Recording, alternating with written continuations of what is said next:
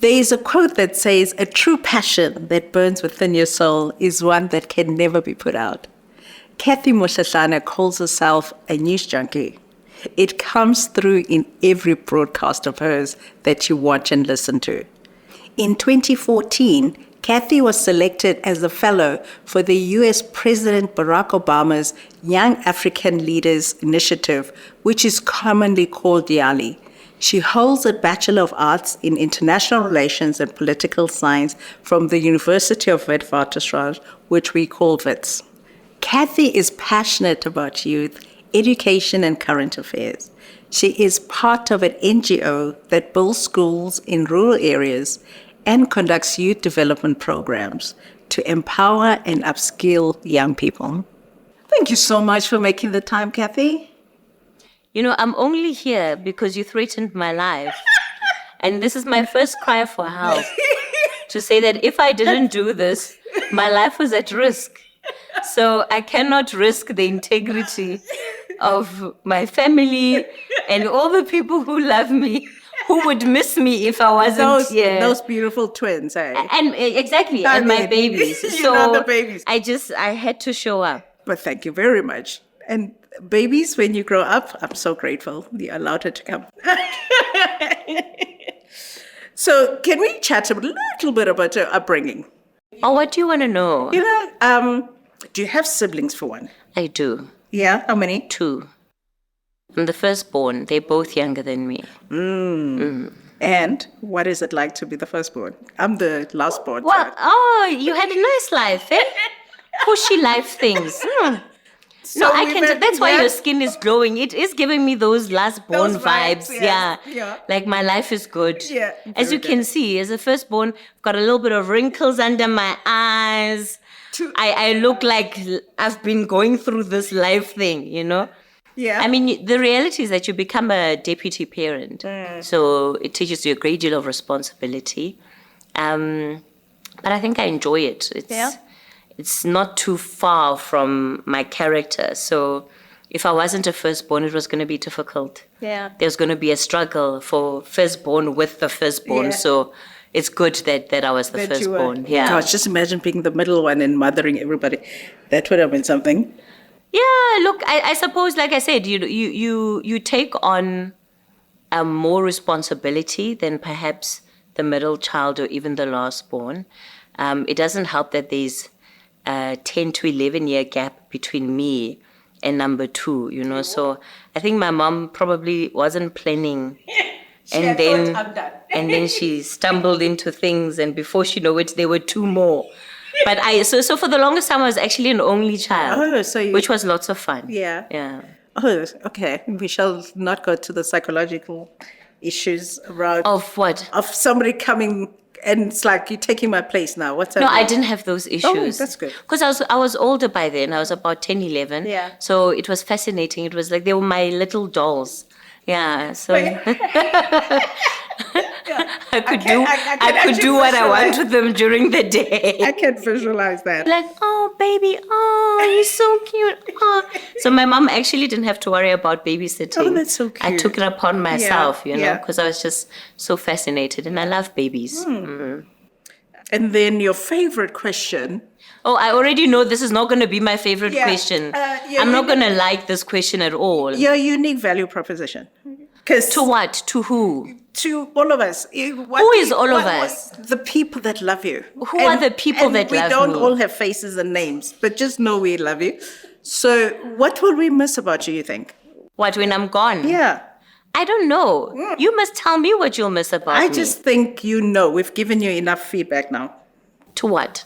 To why we think you are so unique. You know, even today, I still am not sure why I'm unique. I hope that if I'm gone one day, you will miss me. We will. Maybe even just one.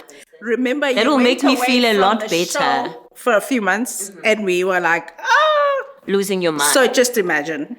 Yeah, look, I think, and it's also difficult to speak about myself because as far as I'm concerned, I'm still very much on a journey.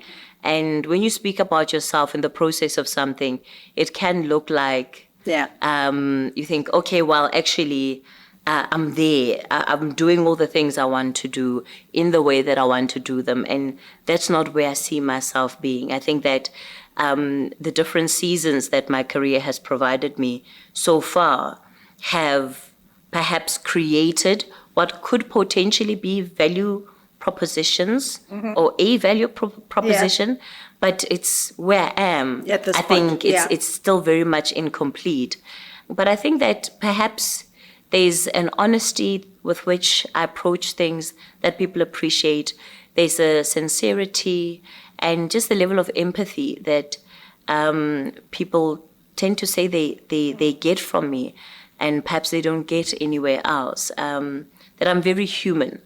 I don't know what it means to be very human, but what I know is that due to my own upbringing and my own personal life circumstances, I don't separate myself or see myself as being different from anybody else, regardless of whether they are, the cleaner or they are the CEO. I try to treat people as equally as I can, because I understand that life is about journeys.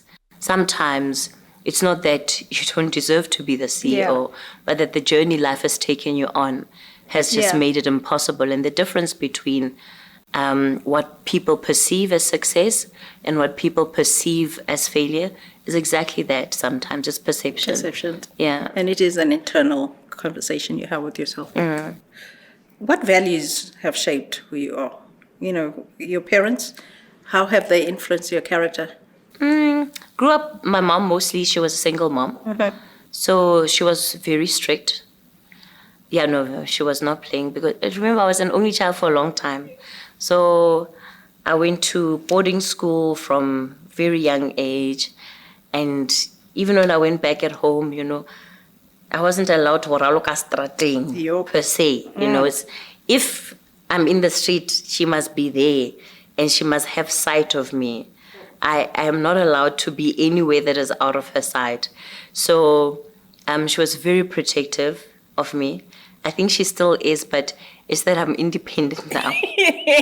She has to let you go at some point. No. She hasn't let me go. I have let myself go. I know the feeling. I have opened the doors for myself. If she had it her way, I'd probably still be living in her house, home before 6 o'clock or whatever the case might be. So I think she, even though she was very protective, the one thing that she always spoke about was how she wanted me to be independent. She felt it was very important for me to be able to do things for myself, think for myself. And that is probably one of the biggest traits that she built in me that still carries me to date, because I very much carve my own way, because she's given me the confidence to do that. Yeah, and you do in a place where we can mimic people a lot and keep up with the Joneses. I think that's what makes you unique, because you stand out, because I think you have that substance and it's your own character that makes you distinctive. Look, I don't think that it's easy, because we work in an industry that in many ways pushes for conformity, not because of individuals, but because the way the system is designed. So you have to have a look, have a feel, have a sound, have a this, but it must be what fits the mold, that even those that, are looking for talent, they too are shaping it after what they have found. Wow.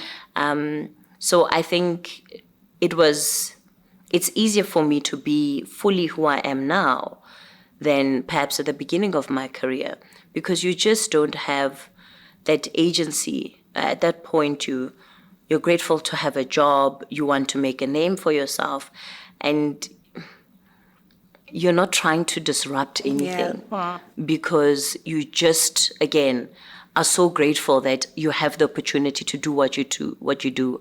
After a while, then it's easier to begin to sit back and notice things. And like, no, but this doesn't look okay. This doesn't seem right. And with the confidence that you build, then you also find your voice and you're able to stand up for yourself. But I think you're also able to be fully yourself. Yeah. And when that opportunity presents itself, I think it became the easiest thing for me to do because it's also less work. Yeah, to be yourself is just fun. When you are yourself, it's less work, and I'm really grateful that I can do that. Yeah, and we love you for it. So you're a broadcast journalist. It is said that you were discovered at the end of your first year at the university by Radio 72, which for those that don't know is the longest running talk radio station in South Africa. How did that come about? Yeah, with hindsight, I do look like one of those Hollywood stories, right? Like, I mean, discovered in the streets. See, the cameraman is laughing now. It's like, oh yeah. So I was at Wits University doing my first year at the time in politics and international relations. But I was also working at Voice of Wits. So Prime Media then had a talent search on campus. Okay. So you can imagine there were thousands of us lined up, going into the booth. So you had to choose. You could be a presenter, you could do an advert, voiceover, or you could do news. At Voice of Wits, I was already the news anchor. Yes. Even though I wasn't taken seriously. I had to hustle just to have a bulletin because the DJs didn't see the need for it. It's like, they were like, girl, you're wasting our time. Like, why are you even here? Nobody cares about this. So I went into the news booth and I read a bulletin. I think it was about 6 weeks later. I'm sitting in my room one afternoon. I get a call. And I don't remember the lady's name. I just remember she said Prime Media and I fainted on my bed. When you just feel the breath leave you. I'm like, yes. And she says, look, we're calling you back. We did a talent search with you. We'd love for you to come in and have an interview. And the rest, as they say, is history. So what happened was that towards the end of the year, when I was done with exams, I started interning for Prime Media when I was 19. Yeah. It's in the blood, hey? It must be. It must be in the blood. So you've been 10 years over now in this career? Yeah. Over 10 over years. 10 Because years. if I started when I was 19, it's probably 15 years now? What still gets you out of bed in the morning? Do you jump out of bed and are you looking forward to? I have 2 young children. There's no jumping out of anywhere. It's like, can I sleep another hour? Yeah.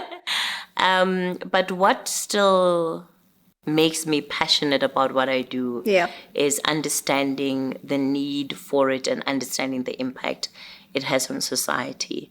Many journalists are journalists because even though we might be some of the most cynical people in the world, I think we also idealists in many ways because we hope for a world that has greater equality. We hope for a world that has greater justice, which is why we show up every day because we know the work that we do, telling stories, can contribute to that and perhaps even expedite it in some cases. So it's knowing that if I don't wake up and go to work today, there's somebody who's going to call in on my radio show and is going to want to speak to me about a particular thing because they believe that if they tell me, I can do something about it. And that's a huge responsibility, isn't it? It is, but not wrongfully so. Yeah. Because this job in many ways is privilege. You get to sit with people and have conversations with people that millions of South Africans will never have the opportunity to. But they do it through you. Because when you're sitting across from a leader, from somebody who makes decisions, they expect that their issues will find resonance in whatever it is that you're raising. And I understand that for what it is. And I don't take it for granted, because in many ways, that's what makes my job meaningful. It's that I do it with the understanding that there are questions that people have that they would like to have answered that will make a big difference in their lives. And I then become the difference between whether or not that question gets answered, whether or not that issue is raised, whether or not it gets attention. Yeah. So we do what we can. Can't change or fix everything, but it is a position of influence. You have mentioned that in your degree you majored in international relations and political science. How has that infused into your journalism and your approach, do you think?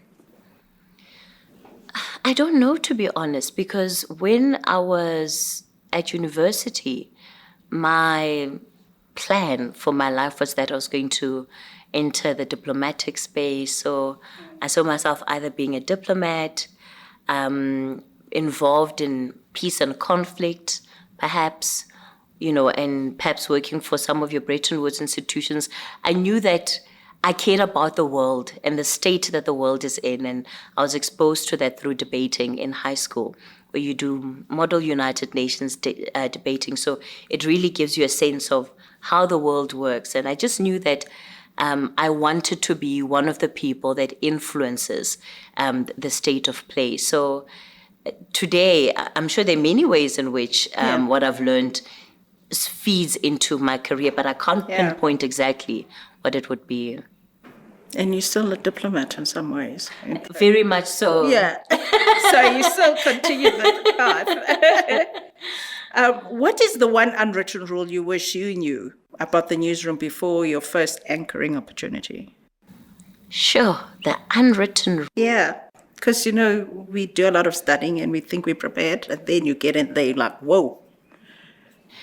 Maybe because my experience was different. Mm-hmm. I walked into a newsroom as a 19-year-old. Yeah. So I had no expectations about what it would be. I learned what it was on the job. So I moved from being the youngest person in the newsroom, from making coffee for all the reporters, and to then writing stories. And so I was, shaped by so many people in the newsroom who've each had a hand in my journey. So I can't talk about unwritten rules because I didn't go into it with an expectation. I was young. I was just happy to be there. Interesting. I do wonder, because like in corporate, we always wish sometimes we could have a manual when you get in there, because there are many things that are not communicated or written anyway, and you're like, you burn yourself.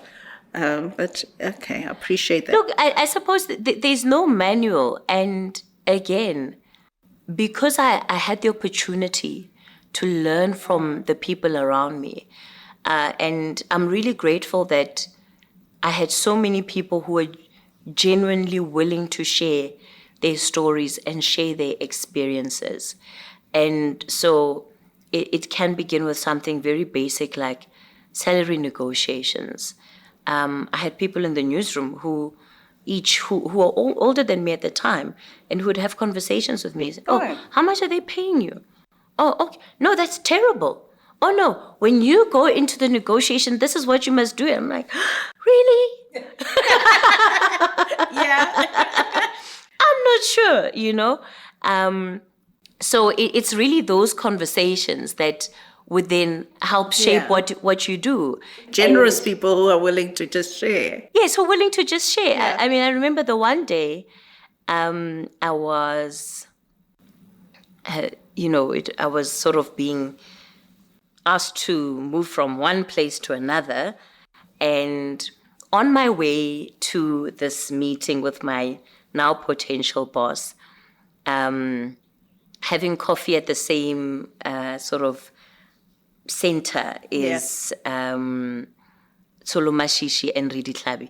And I knew them from Prime Media because I'd worked with them. Yeah. So I greet them and, oh, it's so good to see you.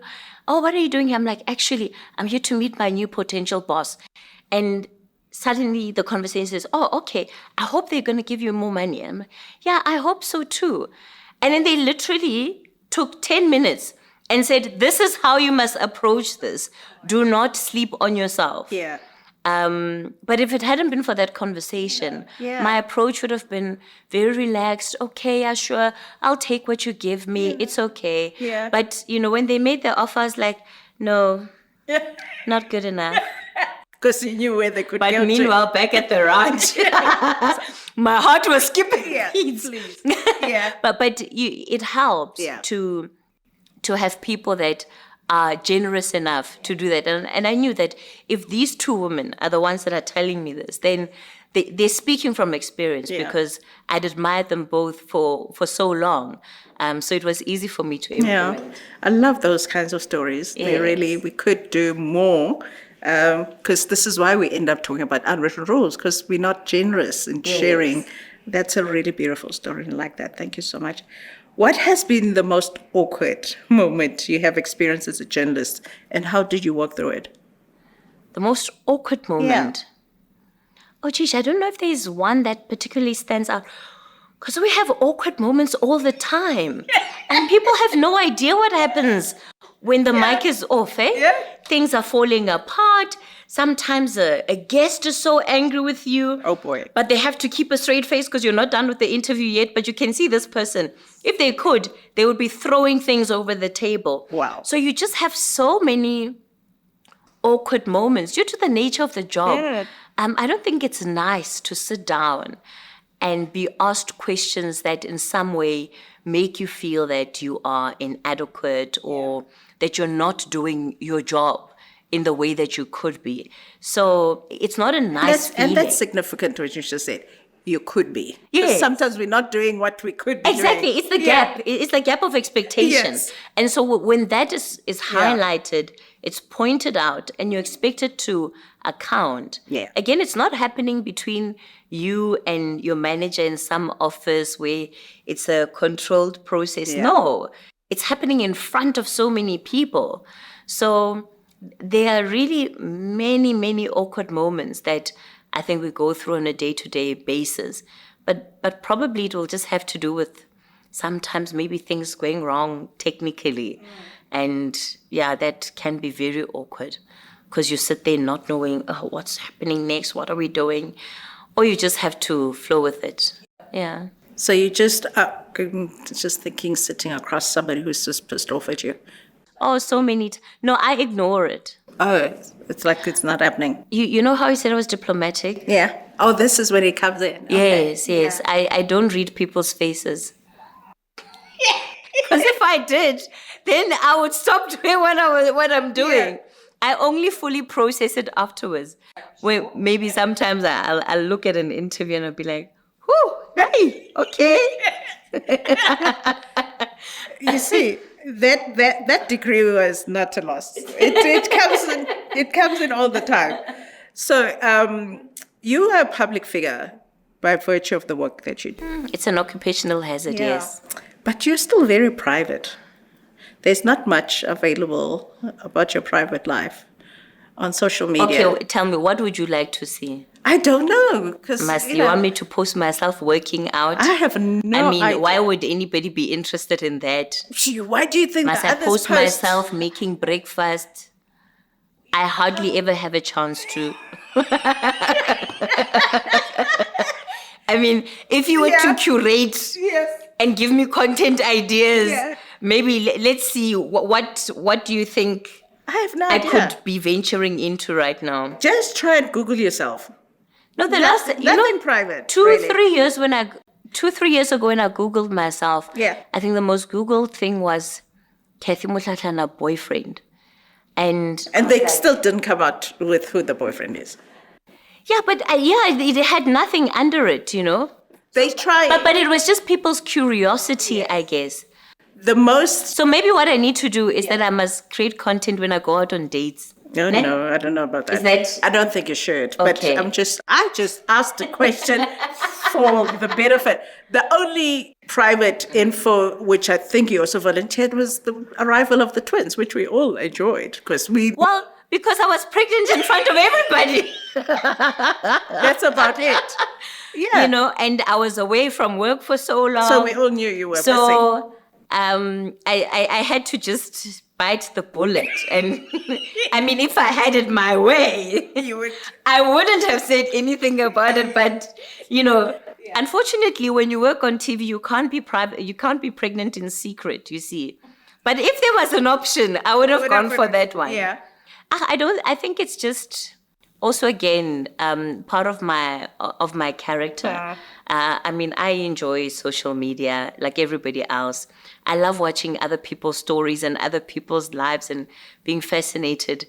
It's just that I don't think that I am as fascinating and as interesting as those people that put up content and, you know, get us all enthralled on their timelines. So one day when I feel like I am, maybe I'll venture. But for now... It keeps the mystique, though. Just keep it like that. Yeah, but also it's that, you know, my private life is exactly that. It's private. It's not secret, though. No. But it's mine. Yeah. And I like to guard it and protect it. There are some things that should be sacred. Do you have mentors? Who was your first mentor? I used to have mentors when I was younger. I guess in my 20s, I was very deliberate about mentors. I think probably my first mentor would have been Katie Catapodis, because she's the woman that hired me and brought me into the newsroom. Yeah. And it sort of shifted along the ways. You know, I'll mention some people as my mentors, and they might never know that that's what they were. And some people are that. I don't know exactly. So I've had a lot of those in my life where people, I think, have played a bigger role than what they thought they had in my journey. But again, it's because I've really been privileged to work with some of the best in the industry and learn from them. And that also has helped me be who I am. I used to like the chemistry between you and Vuyo. Oh, yeah, we're still good friends, too. Yeah, we're still very good friends. Just something that, you know, I mean, news is news. Yeah. Current affairs, but they still such a nice thing to see when, you know, people have a... Yeah, no, I love Vuyo. He's been, I think, a really, really good friend. Sometimes I don't like to call him friend because he is older than me, and I feel like, well, you know, it's really just maybe a bit disrespectful because beyond a certain age, people are not your friends. At least that's how I was raised, you know. I was raised by my grandmother. Yeah. If she heard me calling somebody that's over 10 years older than me my friend, she'd have a meltdown. She would collapse. So there is a lot of that in me right now. I still carry a lot of that. So he's a really great brother to me. Any wisdom that one of your mentors imparted that you found so valuable that you still live by or believe in or... One of the biggest lessons I had learned was, you know, as you're coming up in your career, you get so many different opportunities to do different things. And sometimes when opportunities come up, it can be easy to jump onto the next thing. And I'd been in the middle of a decision about whether to make a move or not. And I called one of my mentors, as you described them, and she listened to what I had to say, and she said, you know, Cathy, you have been wanting to be an anchor for so long. I don't know why you wouldn't want to give yourself the opportunity to just do it and enjoy it and be good at it before, you know, moving on to something else. And that's been really great advice that I've applied beyond just perhaps my journalism career. Because we do live in a generation where, you know, people are, like you're saying, social media, people are always ready for the announcement. Yes. What's your next announcement? What are you doing now? You know, and I think having to give yourself time to, when you have gotten the things you've wanted and have worked hard for, to just enjoy doing them and give yourself time to be good at them before the pressure of saying, okay, I'm now moving on to something else. That's beautiful advice, valuable ever. We're talking with somebody who I will not name, but talking about how everybody's a publisher now, like everybody's writing a book. Yes. And you can feel the pressure. And it's kind of like, you know what, some of us do love the experience to observe things and then, you know, come up with your own point of view. Yeah. And both of us were encouraging each other that let's not fall for that. Let's not feel like we're being left out or not good enough. Exactly. Because we all go through different processes in terms of how you marinate information and stuff like that. That's really good advice. What are the two biggest challenges that you believe journalists today face? I think that it's the challenge of an industry that's transitioning. What we are today, we know for sure, is not what we'll be tomorrow. The question is what happens between now and then, with, you know, new media, technology, and just disruption in terms of how information is consumed, disseminated, how newsrooms are funded. All of those things really create such a risk for newsrooms, but they also create an opportunity. And I think sooner or later we have to find a way of not necessarily taking in what is happening out there, taking in the disruptions and seeing how we quickly conform or adapt, but leading the disruption for ourselves, particularly with news.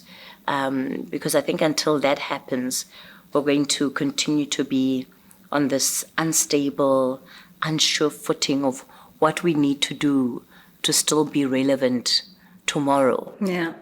I like the idea of like taking the lead. Disrupt yourself. Yes. Yeah. Don't wait for it to happen to you. Yeah, look, you know, the thing is, obviously, traditional media has functioned in a particular way for centuries. And yes, there have been changes along the way. Let's say if you look at the last 100 years, there have been changes. But technology is now shaking what is an establishment. And so whenever something is shaken and its foundations, you know, seem to be rocky, it can create a feeling of instability. So I think that the media generally is going through that phase where it looks like a lot is being shaken. But there are some good things that I think we need to hold on to. Credibility, being able to be held accountable to the people that we're serving, the people that we're producing and writing stories for. But at the same time, we have to realize that the world that we live in today is not going to be the world that my children grow up in. And so if news is to continue having a currency, it also has to be able to speak to the generation that feel that it's not speaking to them now. Because that's the future, that's tomorrow. And so I do think that there are deep questions that we have to ask ourselves, which many institutions are. I think probably the biggest thing is that there's no clear-cut way of how we get into the future because, you know, in 10 years' time, there may be literally no newspapers on street corners in a country like South Africa, especially. But it doesn't mean that news is not important. Yeah. And it also doesn't mean that people don't care about news. It will just take a different form. This will be a good one to ask now. Do you still consider journalism as a credible fourth state? Or have journalists become too partisan and opinionated? Favorite word. Do I think journalism is still credible? As the fourth state, because it's always been seen as this fourth state. I absolutely think it is. Because when we talk about journalism holistically, we're not talking about a homogeneous group of organizations and people that all think the same way, that all do things in the same way. And unfortunately, with how narratives are crafted these days, people look for the easy way out. So it's convenient to think that all journalists are the same. You all say the same things. You all do the same things. No, actually, it's not the case. But what I do think, though, perhaps has not happened entirely well, is that the opportunity for a diversity of voices to be profiled, particularly in mainstream, that has not taken place in the way that it could. And that's why people feel, well, journalists are too partisan. But look at what the US landscape is like. You've got Fox, you've got CNN. But at any given point when you're tuning in, you know what you're getting. But in between that, there's so many other channels that reach millions of people. But nobody ever talks about those that literally are producing very fair content that is speaking to a lot of people, but we go for the ones that stand out. Big names, yeah. Exactly. And we say, well, if you look at Fox and CNN, then it's clear that, journalists do take a slant. And I actually think that when newsrooms are upfront about the positions that they take, then it actually makes everybody else's work a lot less, it makes it much easier. Because then you know what you're dealing with. You're like, okay, if you're a Democrat, then we know you're Democrat, so we can criticize you and we can analyze what you're doing based on what you have already declared. And I think it's well accepted now that our job is to be fair. Our job is to make sure that when we are telling stories, when we're interviewing people, when we're being as fair as possible. I don't know that it's possible that we can always say that we are unbiased. Yeah. As a woman who lives in South Africa, if I'm talking about gender-based violence, I'm never going to be unbiased because it is an issue that I not only deal with, it is an issue that the people around me deal with on a day-to-day basis. But what I have to strive to do is to be as fair as possible when I'm handling the issue. That is what my job requires of me. That's a good distinction. Thank you for that. Yeah. Any dilemmas? My favorite. I teach ethics. So how do you handle ethical dilemmas or conflicts of interest in your reporting? Ethical dilemmas. Oh, I go back to being a diplomat. Yeah. I try to avoid those at all cost. Integrity is important for me. I have to be who I say I am. I have to act according to who I say I am. And what you see about me, whether it's on TV, what you hear about me on radio, has to be who I am. Everything about me must always be in alignment. And so because I really take integrity seriously, I avoid at all costs to put myself in situations where I'm conflicted. Because it's the only way that you can do this job and still be credible. Yeah. So, but also having boundaries, being able to access people doesn't mean that people are your friends.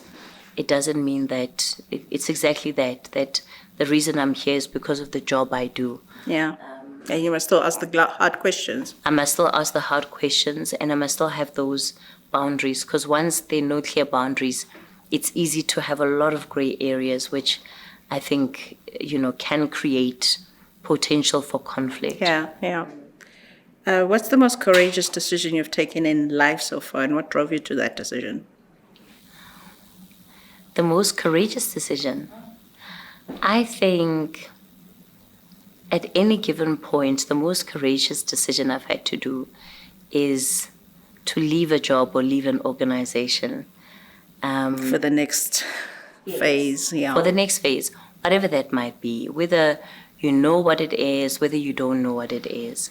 I don't know why, but at any given point that I've had to do that, it has seemed to be a moment that requires a great deal of courage. And I think it's probably because of the unknown, because you're starting what is a new season. But what I've learned over the years is that that courage always rewards you. So when the moment comes, it's easier and easier to take the decision because you trust what the journey has been. Yeah. You're a mommy of twins, a boy and a girl. I am. What's your greatest concern about their future? About whether or not they'll live in South Africa, whether or not they'll be able to enjoy, this beautiful country that we have had, and that me and the rest of their family, grandparents, have had the opportunity to grow up in. Yeah. Mom, those are tough questions. There was a time we took it for granted that we'll be here. Yeah. But now, the world it's open to all of us now. We can travel, do anything without saying, I don't like my country or love my country, because opportunities are everywhere as well. Opportunities are everywhere. But I also think that, if we're not intentional about what we want this country to be in the next 20 years, we might end up with what we have not planned for it to be. And that's perhaps what we must try and avoid at all costs. Can you share one memorable, reflective moment that you've experienced from your children thus far that gives you a better insight about being human? There's so many. I just need one. Let me think. I think just seeing them discover the world around them. It has reminded me of what humanity is. Curiosity is something that is inbuilt in us. And as we live, we are actually so socialized to silence our curiosity. We are socialized to tone it down. And when I see how they approach the world, everything is a discovery and nothing is off limits. Whereas you grow up and people expect you to define yourself, define who you are.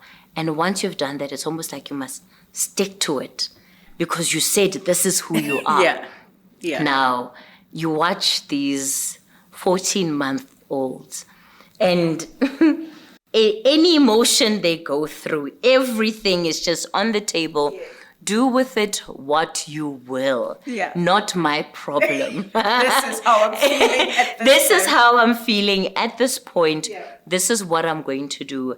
And I'm learning from that. Yeah. I'm learning in many ways to open myself up to the world and experience it in a new way and in a different way. Not in a way that I have told myself I must understand it, or even how I perceive myself in that world. I'm opening myself up to that being different too.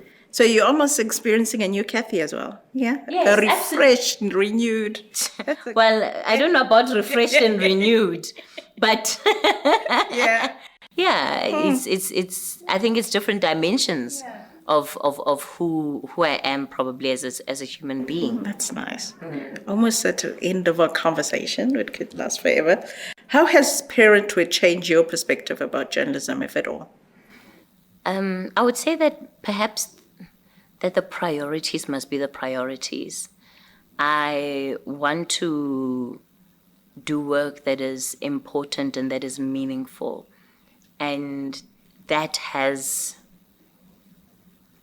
made me very restless, especially after having children, because it goes back to what kind of country will they inherit? So I don't just want to do it for the sake of, if I'm not going to be meaningful, if I'm not going to be impactful, then I might not do it. I must just leave it alone. And so these are the questions that I think I'm trying to resolve within myself, and hopefully it will lead to an answer that will be the next thing that I do. Yeah. What legacy are you trying to leave, or are you striving to leave in the world? You know, I'm not going to have a bright answer for you. It's really, really basic. Yeah. I love those. You love basic answers. Because they're the truth. Like they do on the Miss Universe and Miss World and Miss South Africa stages. Some of those answers, yeah. Yeah, so mine is very basic. Yeah.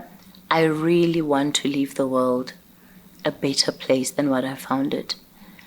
But I want to be able to show to myself what exactly it is that I have done to do that. I don't want it to be broad. I don't want it to be open-ended. I want to be able to say in 2024, this is what I did, and it made a difference for these people. In 2025, this is what I did, and it made a difference for these people. That's what pushes me to get out of bed every morning. Are you still involved with the NGO Yes. that deals with the Yes. rural schools? And I'm still doing that. And then I now also sit on the Teddy Bear Foundation board. And of course, I'm also involved with the work of other organizations in the community. That's a reflection of my heart. I think it's who I am. Because if the one thing that drew me again into journalism was because somehow I had a way of amplifying the experiences of the people that I was helping through my volunteer work in different communities. And journalism created that voice, that platform for their stories to be told, and hopefully have some kind of change, have some kind of reform. So those two worlds for me, they're probably one world. If I don't make a difference in there, and that's why I feel so passionately about the fact that when you're sitting and you're speaking to somebody, I know for me that I'm carrying the expectations of those people. Because the minute I go back and we're talking, it's like, when you were with Mamang, and you didn't even say anything about 1, 2, 3, 4.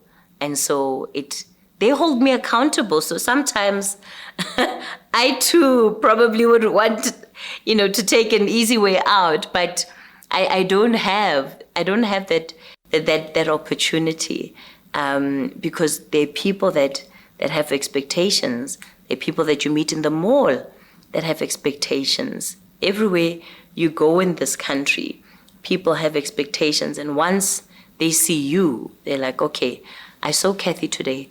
I told her about this.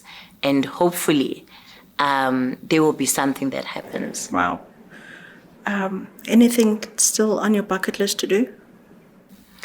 So many things on my bucket list. Just one for us to... One. To I have to revel go in. back to Kilimanjaro. Oh, the experience was so amazing. I need to go back to Kilimanjaro.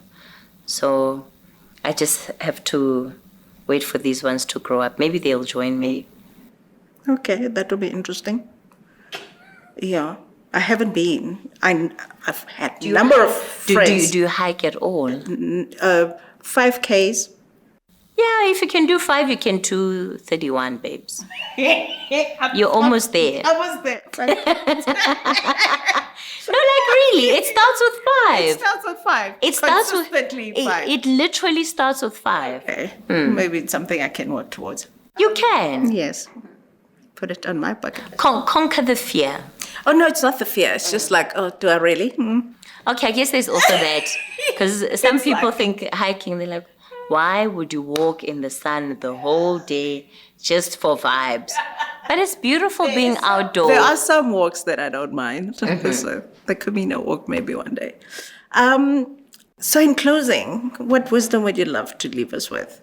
What haven't we spoken about that would make an impact to our audience? I don't know. I think if I'm to dig, not so deep. Yeah. I think, we go through so many different things in our lives. And again, how we're socialized teaches us to be a certain way, behave a certain way. And all of these things affect our ability to sometimes trust ourselves, to trust our ideas, to trust our voices. So as the journey of life unfolds, I would say that I hope that whatever you do leads you to trusting yourself more and more, because the answers that you need for everything in your life are within you. There's never going to be an idea you get from somebody that's going to transform your life radically.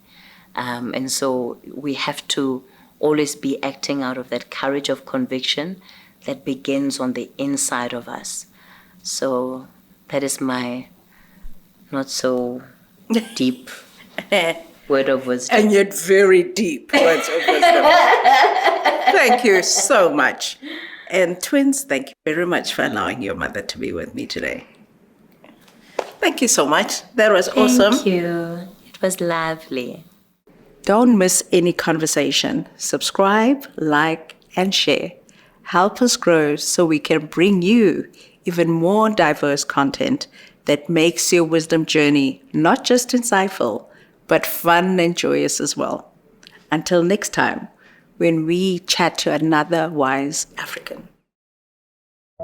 Thank you for making time for this episode of Wisdom Personified Conversations with Dudu Msomi. Please like and subscribe to our channel. Click on the bell notification to be informed when our next episode is available. Wisdom Personified Conversations with Dudu Msomi is also now available on Facebook Watch, Apple and Google Podcasts, as well as Spotify. Enjoy the wisdom journey.